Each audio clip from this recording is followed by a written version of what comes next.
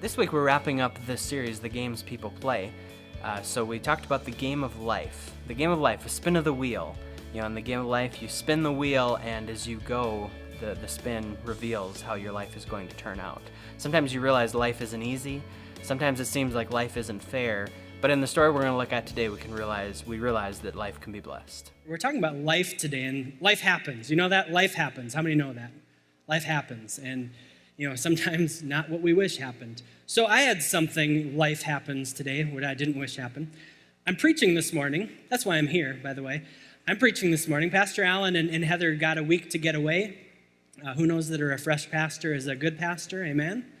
So we're glad that they got a week away and they got some time to kind of recharge and refresh. And I'm glad because I get to be up here and I get to share with you today. So I'm excited for that.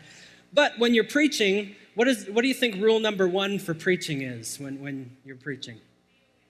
Be awake. Maybe be here, right? Show up. Jason would have been freaking out if, time came and there's nobody here and he's going, well, let me pull out Our Daily Bread and see if I can whip together a sermon here. So I was like, this isn't an option for me to oversleep this week. Of all weeks, this is not an option. So last night before bed, I was thinking, we do not own alarm clocks. We own these, right? We own phones, and our phones are our alarm clocks. The only problem is, as much as I love Verizon, I didn't know if I trusted that they would absolutely get the time switched over overnight. So I decided to go on, I Googled it, I pulled it up, and I discovered that you can go in, you can turn off the automatic setting in your phone so that you can set the time automatically. Imagine that. Technology. You can use it like an actual clock. So I went in, I did that, I reset it, and I have no idea how this happened, and maybe someone has some insight. Somehow my alarm went off this morning saying it was 6 o'clock in the morning, which is when I wanted to get up, but it was actually 7 o'clock in the morning. And no, I did not set my clock back. I did not set it the wrong way. Somehow it just did that. So I'm wide awake. I don't know about you, but I've been awake for hours now. This is no big deal. But thank you for being here. I'm pumped. Today is going to be a good service. But life happens, right? That's kind of what we're talking about today. We've been in this series, The Games We Play, and we know that life happens. I came across some funny quotes from insurance claims. How many know that when you have to talk to your insurance company, it's usually not a good thing, right? Does anybody call your insurance and say, hey, I just wanted to check in and tell you, you're doing a great job? No, we don't do that. You know why I know you don't do that? Because I used to work at a customer service department for an insurance company. And I can tell you, nobody calls their insurance to compliment you. They call you with a lot of other words on their tongues, but not those necessarily. So these are funny claims from automobile insurance claims, or funny quotes from those. And I thought they would be a good way for us to kick off and remember that life happens. So the first quote, the accident happened because I had one eye on the car in front, one eye on the pedestrian, and one on the car behind. A gifted person, maybe, right? Yeah, who knows? Yeah. Next one, the pedestrian had no idea which way to run as I ran over him. The car in front of me hit the pedestrian, but he got up, so I hit him again. I collided with a stationary truck coming the other way. Okay, if you say so. A pedestrian hit me and went under my car. The guy was all over the road. I had to swerve a number of times before I hit him. It's those moving targets that are the hardest ones, right?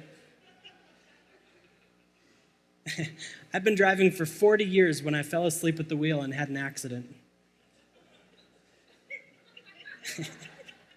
I understand, it's daylight savings time. It takes a minute for these to process. I saw a slow-moving, sad-faced old gentleman as he bounced off the roof of my car. The pedestrian ran for the pavement, but I got him.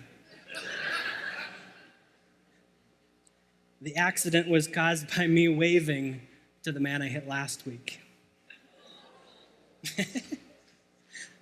I hear that one hit a little too close to home for you. Is that some of you are like, that happened to me too. That's crazy.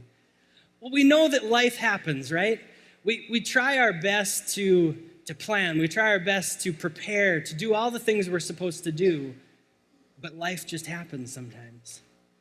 And sometimes it's not at all how we planned. Sometimes it's not at all how we wanted it to be, but life happens. So as we continue in the games we play, today we're going to look at the game of life. Most of us have played the game of life before, right? It's kind of a classic. My wife will not play this game with me because it takes too long, and she has no patience, so she just doesn't play this game with me. But this was always a favorite of mine growing up. I used to love playing games as a kid. In fact, I used to play games a lot by myself as a kid. Anyone else do that? Play games by yourself? Oh, good. Okay. That makes me feel a little better about myself there. Because I would sit there and I'd have 2 or 3 people going, and boy, that blue car is going to win. Blue car, he's really going. But the game of life, you think about it, what's the goal? The goal is who wins? The one who finishes with the most toys, the one who finishes with the most money. So your goal throughout the game is to end with the most, not to end first. Now, I had an interesting experience this week because I was doing some intense research. So I played this game with my kids and, really focused on I got to figure this out. I got to know what I'm doing. Now, you want to talk about life happens. Play the game of life with a 3-year-old and a 6-year-old sometime. Trust me, life happens. But as I was playing it, one of the things I noticed was that it's just a spin of the wheel. Every turn you take, you spin that wheel, right? I had the wheel, and I was spinning it first service, but it doesn't spin right, so I wasn't going to put you through the torture of me sitting here trying to do it. But it's a spin of the wheel, and you move. And with that spin of the wheel, all it takes is one number difference between, payday and tax day. One number difference between celebration and tribulation. One number difference, really, between life and death. And much of the time, our lives feel like that. Man, it's a spin of the wheel. and I never seem to land on the right spot. I just never seem to hit it right. I spin that wheel, and I can see that, man, that sweepstakes, I could win that sweepstakes if I hit this spot, but I always hit that other spot that's called bankruptcy. That other spot that's all those bills that I just can't afford. It's a spin of the wheel.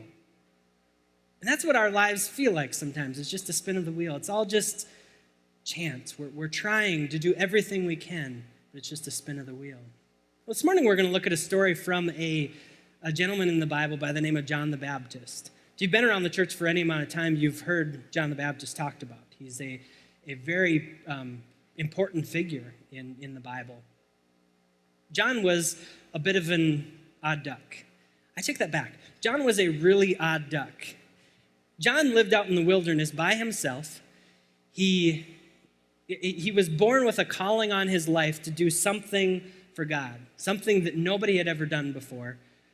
And in order to do that, he actually lived out in the wilderness. He lived by himself.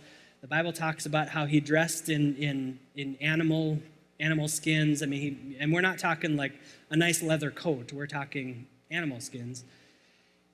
And John, I love his diet. His diet was locusts and honey. Now, if you're on the Daniel fast this week, by the way, Daniel fast is done today. You can wrap that up, so amen to that, right? That's good news. A few claps. Other people are like, yeah, I'm too tired to clap. Daniel fast is done. So if you're on the Daniel fast, you might feel like that's been your diet for the last week. But think about that, locusts and honey. I've always wondered if the honey was to cover up the flavor of the locusts. If you put enough honey on locusts, does it just taste like crunchy locusts? Anybody know? Any raise of hand? No, nobody knows. I don't know, I've always wondered. But John was this odd duck who lived off, he wore weird clothes, he ate strange food, and he did all this for a purpose. And the purpose was that he was actually called, he was commissioned to be the one that would prepare the way for Jesus, for the coming Messiah. Pretty big task, right? Pretty big calling on his life, pretty important. But where we find John the Baptist in the story we're going to look at today is we find him in a spot where he's realizing that life isn't easy. See, we spin the wheel on this game and we move, and little by little we make our way around the board. But as we spin the wheel, different aspects of life are revealed to us. So John sees first that a spin of the wheel reveals that life isn't easy. Life isn't easy. Let's look at our verse. In Luke 7, we find John, and John is actually sitting in prison. He is sitting in there for a crime that isn't really even a crime. We won't go deep into the background, but basically John was saying some things about a king the king didn't like. And the king got mad and threw him in prison. So John's sitting in prison, and he's kind of looking around going, man, I've had this life, this calling, this purpose that I've lived for, and it's for God. And I feel like I knew that. I knew I was on the right track, but man, this last spin of the wheel, I think I hit the wrong spot. I think I hit the wrong spot here. And he's sitting in jail, and this is what happens. He's sitting in prison. The disciples of John reported all these things. So they came back to him and told him all of these miraculous things that were going on with Jesus. And John, calling two of his disciples to him, sent them to the Lord, saying, "Are you the one who is to come, or shall we look for another?" And when the men had come to them, they said, "John the Baptist has sent us to you, saying, 'Are you the one to come, or shall we look for another?'" John's sitting in prison. Now, prison was a little different back then than it is today. I'm not going to lie to you. I don't want to go to prison today. I don't know about you, but I really don't want to go to prison back in John's day. There are a few ancient documents that draw out the picture of what prison was like back then, and it was freaky, man. I mean, it was freaky. First of all, it was massive overcrowding, and they just had enough food that was for their normal amount. So massive overcrowding, but no more food. So prisons were actually known as a place where people would commonly often starve to death, a place of hunger. It was a place where torture was used regularly. It was common practice for them to torture them because prisoners in this day had no rights. They were almost property at this point, and they were commonly tortured. There's one ancient writing that talks about the infestation of rodents, and it describes rodents that we would see as the size of cats that swarmed these prison cells. Want to go there yet? Sound fun? Sound like a nice place to lay your head down and rest? But not only that, but prison sentences back then, they didn't have rights like we have, like the right to a speedy trial. They could be held almost indefinitely. So here's John sitting in this awful prison, and he's sitting there for what appears to potentially be, and in fact, the one writer actually writes that the most logical end of a prison sentence in that day was not release or anything else, it was death. In a lot of cases, they just held them until they died. John is sitting in prison. He's sitting in these conditions. Maybe he's made a rat friend or two, right? He's sitting in these conditions, and he's going, this could very well be my death sentence. I may never see the light of day again. I may never walk out of this cell again. Life isn't easy. John's sitting there going, what happened? I spun the wheel. I've been moving. I've been doing the things that God told me to. My life has never been easy, but I chose that. But now I stand here and it's just like nothing has come together the way I hoped it would. Life isn't easy. There's a story of a woman. Her name is Florence Chadwick. Florence was the first woman ever to attempt to swim the length between the Catalina Islands and the California coast. 26-mile swim. Anybody in here who can do a 26-mile swim? We've got a couple. I could maybe do 26 feet, and then I'd have to come up and catch my breath. 26-mile swim she's going to do. This is 1952, going to be the first woman ever to do this. You can imagine how much she's trained, how much she's prepared for this, how hard she's worked. So she hops in the water and goes to take a swim. This isn't quite the kind of swim you and I might think of, though. Because her swim, she's surrounded by boats. Boats that will guide her, make sure she's, keeps on the right path and everything. But boats that will also protect her from the circling sharks that are in the water as she's swimming. This isn't an easy task, but she thinks she's up for it. She's trained, she's worked, she's prepared for this. 26 miles. 15 hours into the swim, she's flying along. She's clipping along at a great rate. She's making great progress. Things are going awesome.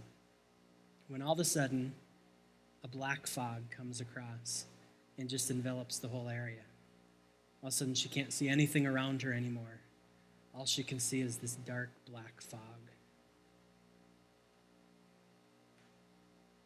Pretty soon, she starts to get winded. She starts to get discouraged. She starts to get tired. She looks up to the boat next to her and says, I don't think I can do it. I don't think I can do it. And they're shouting down encouragement to her. No, you can do it. Keep going. Keep going. You can do it. You can do it. Man, this wasn't as easy as she thought it was going to be. She keeps going. She keeps going. But an hour later, she finally said, I can't do it anymore. I've got nothing left. They help her up into the boat, wrap her in a towel. She's discouraged, she's dejected, she's defeated. They wrap her up in a towel and inform her that she had 1 mile left to go out of 26 miles. What happened?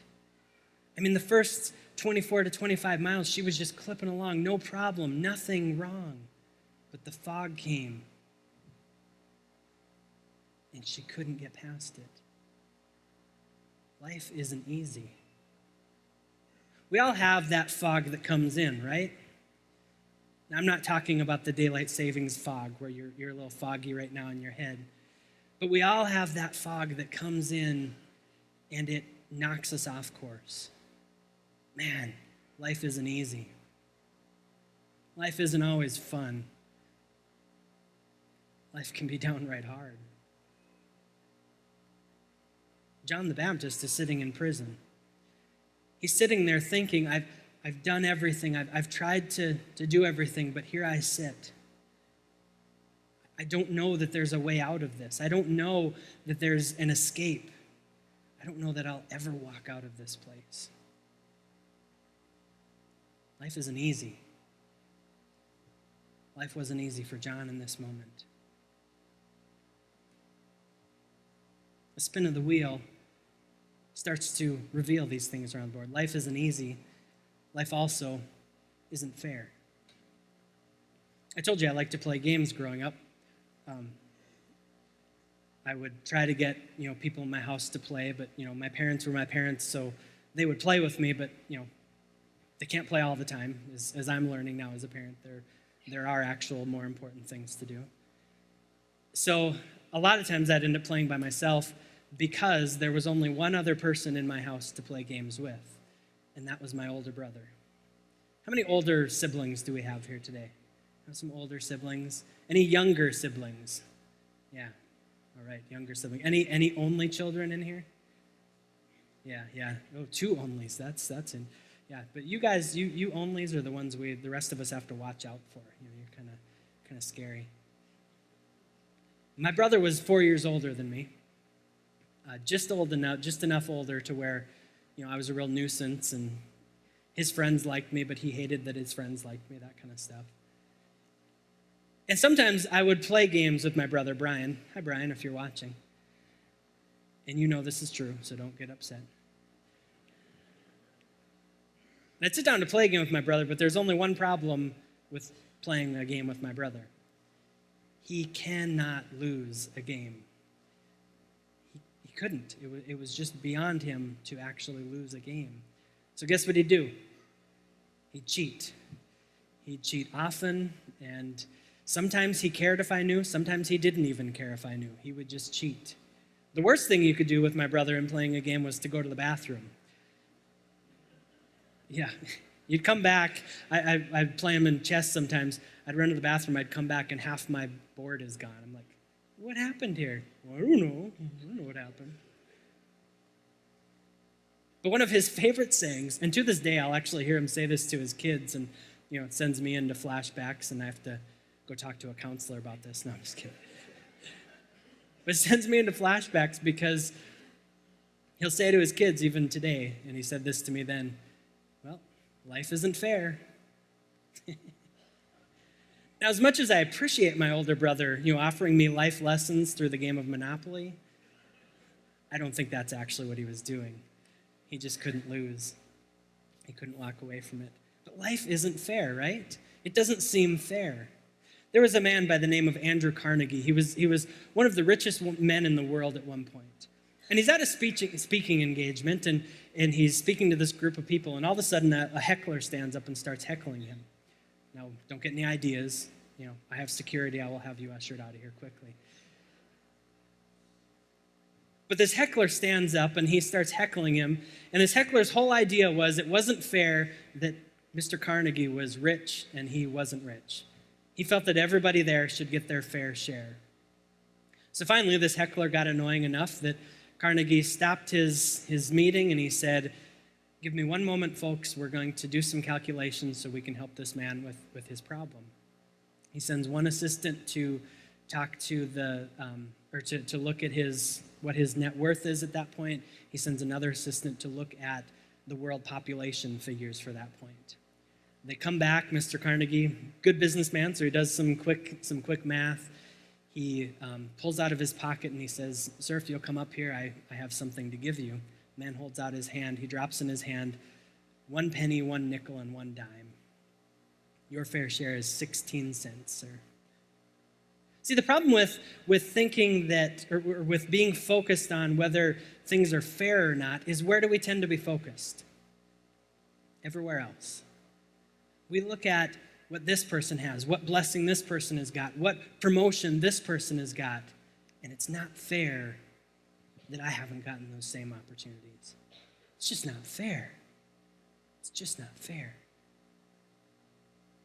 Some of my conversations that have really, frankly, discouraged me the most are the ones when I talk to people and they will go into this, it's not fair. This is, this person got this and this person got this. And I'm thinking of one conversation I had many years ago now, and it stuck with me because this person was talking about an individual who had gone through an awful, awful time in their life and had gone through a terrible tragedy. And now God had blessed them with something amazing. And this person, another Christian, and I believe they have a good heart, they just were missing it on this point. They're standing there saying, well, it's not fair that they got that blessing. And I wanted to say to him, well, what about all the other stuff? Is it not fair that they had to go through some of those things first too?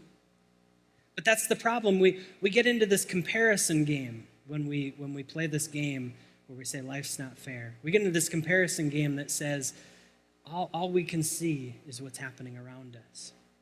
All we can see is what others are doing. Think about John. He's sitting in prison. He, it feels like this could be his death sentence. This could be the last room he ever, breathes in. He's sitting there and he's thinking, I think that there's got to at least be a tinge of that thought. This isn't fair, God. Think about who John was. John had this special purpose. He's the one who's going to come and prepare the way of the Lord. John comes and he lives this set-apart life. He lives this odd duck kind of life, but he does it because that's what God's called him to do. He's the first prophet in Israel in 400 years. There's been 400 years of silence from God in terms of prophetic works until John comes. John baptizes Jesus. When he baptizes him, he hears the voice of God saying, "This is my beloved Son." Even Jesus himself had this to say about John. He said, "Truly I say to you, among those born of women, there has arisen no one greater than John the Baptist." And now look at the report that they bring back. They've come back and they've said, Jesus is doing all these miracles. He's freeing people. He is healing people. He is doing all of these things. But in essence, what he's saying is he's doing this for everyone else. You ever felt that way? Sometimes we look around us and we say, God's doing all these amazing things for everyone else. And I feel like John had to feel, at least have a slight feeling of that. He's doing all these things for everyone else. Life isn't fair. Now, the interesting thing, I told you the story about Andrew Carnegie. He gives the man his 16 cents, says, this is your fair share.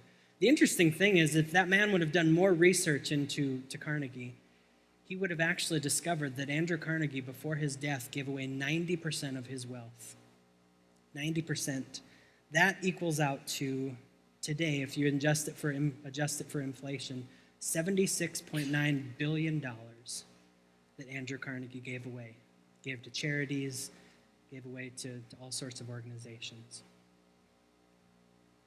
But all that heckler, all that man could see when he's saying, this isn't fair, is he was just looking and saying, I know what you should be doing.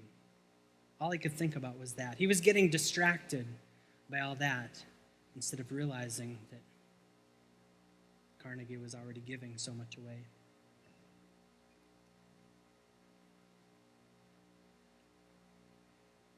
So John sits in prison. He might be playing this comparison game saying, you brought me this report. All these people are going through, they're seeing your miraculous deeds done. And here I sit. I'm the one. You said, Jesus, that John is blessed, that he is greater than any other born of a woman. So if you're going to save anyone, if you're going to help anyone in this moment, wouldn't it have to be me? Wouldn't it have to? Man, this really feels like a spin of the wheel, doesn't it? It feels like there's no plan, there's no purpose behind this. Why would you bring the man that has set up your entire ministry, has set up the work of the Messiah coming into the picture? Why would you bring him in only to just push him off to the side at the end? But Jesus' words back to him are interesting words. Jesus says one thing specifically as a message to John. He says, and blessed is the one who is not offended by me. I think it's interesting that when John's two disciples come, they walk in, they ask Jesus, are you the one? Are you the one that we've been waiting for, or should we look for another? And Jesus, basically what he says is, wait, look at what I'm going to do. Watch me for a minute. And then he heals blind. He heals lame. He preaches the good news to people who need to hear it. And then he turns to him and he says, go and tell John what you've seen. Go and tell him what you've seen. He really does want John to know, yes, you have done your work. You've been faithful. You've done just what you were supposed to do. You've done just exactly. You've been faithful. You've done it. And he wants him to know it. But he doesn't want him only to hear it from him. He doesn't want it just to be a message, but he wants him to see it. That's interesting because, again, you step back and step into the story maybe and say, if I'm John, I'm going, that's great. I'm glad you're showing me who you are. But if you are, then what am I doing here? What am I doing here? But Jesus says, blessed is the one who is not offended by me. A spin of the wheel might reveal that life isn't easy. A spin of the wheel might reveal that life isn't fair. But a spin of the wheel also reveals that life can be blessed. Life can be blessed. Florence Chadwick, she's the woman we talked about. She swam the distance between Catalina Island and the California coastline, 26 miles. The first attempt, hopped in the water. 15 hours later, that fog comes in. She's enveloped by it, just loses her way and just can't finish. 1 mile short. 2 months later, she jumps back into the water. This time she's determined. Nothing's going to stop her. Nothing is going to slow her down. She is on a path, and she knows she's not going to stop until she gets there. She gets in the water, starts swimming. The boats are still there to protect her from the sharks. She's going along, and wouldn't you know it, what happens? A dark fog sets in again. Now remember, 2 months ago, she couldn't push through it. She couldn't fight through it. But this time she did something different.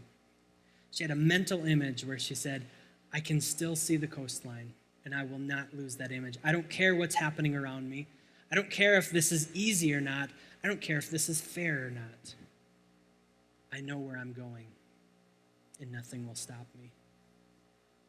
Now tell me something, be honest. Wouldn't that be just like us? The fog sets in the second time we jump in the water. What's our response?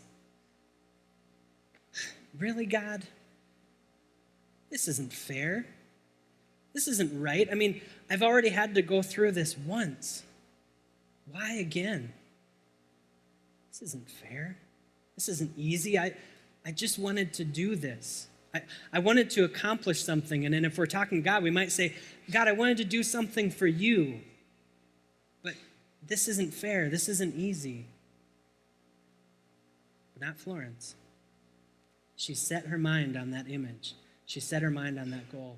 She swam it, and she made it the whole way to the California coastline, swimming it in fog in a faster time than she swam it before, because she was focused. She understood that it wasn't going to be easy. She understood that it might not be fair, but she was set. Jesus is offering John a life blessed, a blessed life. Blessed is the one who is not offended by me. Blessed is the one who is not frustrated by my plans. Blessed is the one who does not want to be God, but will allow me to be God.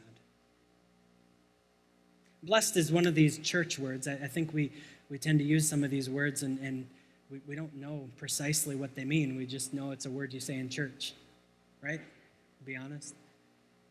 And a blessing is kind of it's an idea up here that we can't wrap our head around exactly what we're talking about.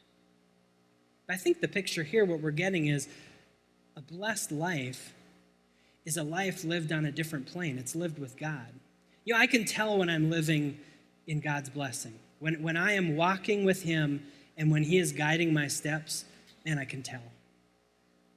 I can tell because He's opening doors or He's closing doors, but I can feel that He's directing the path that I'm moving. If I'm not, I'm sitting in the fog and I'm running into walls and I'm, concussed all over the place and stuff like that. But a blessed life is one living on God's plane. When Jesus offers to him and says, blessed is the man the one who is not offended by me, he says, let go of the wheel.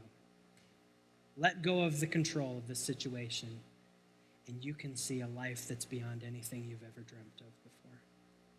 You can see my purposes coming to life. You can see everything coming into view before you.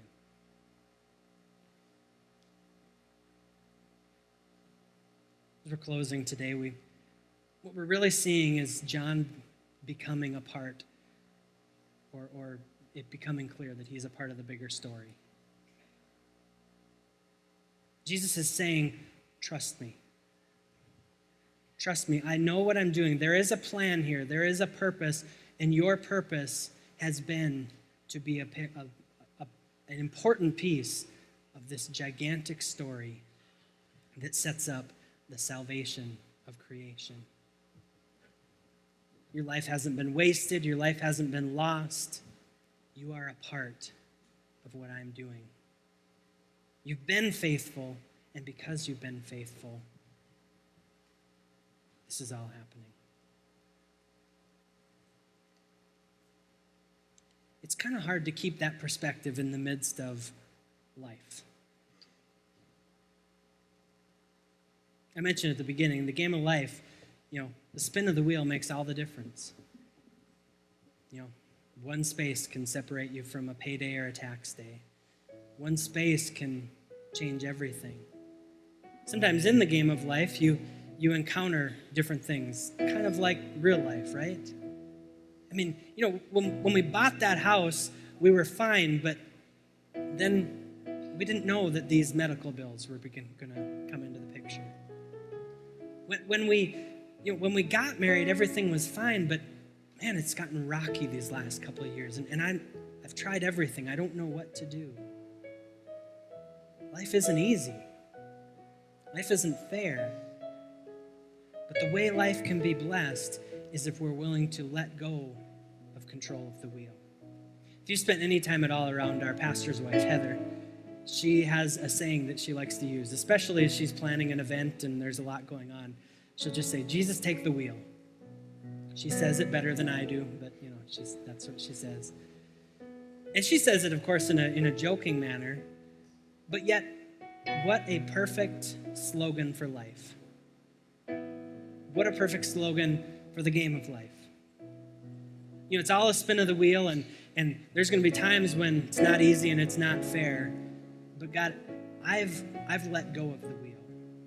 I want you to take the wheel. I want you to guide my paths. I'll never land on the wrong spot again. I might land on some spots that are hard. I might land on some spots that don't seem fair at the time, but I'll never land on a wrong spot again because I know I'm following where He wants me to be. I don't know where you're at today. I don't know what you're dealing with in your home and your work and your life. But I know this. I know that for all of us, life isn't easy. I know that we go through times when we just struggle with the daily grind of what's going on. I know there's other times where life isn't fair. I mean, we can look around us and go, what is going on here? What is up with this? But I also know that life can be blessed. And the way that life becomes blessed is when we let go of that wheel. And when we say, God, you take me where you want. I will not be offended by your plans. I will not be offended by when you either put me exactly where I wish I could be or put me somewhere else. I will follow you. So life, sometimes it seems like a spin of the wheel. It's not easy, it doesn't seem fair, but it can be blessed. Really all comes down to our attitude toward God. Are we willing to follow Him without being offended at His will?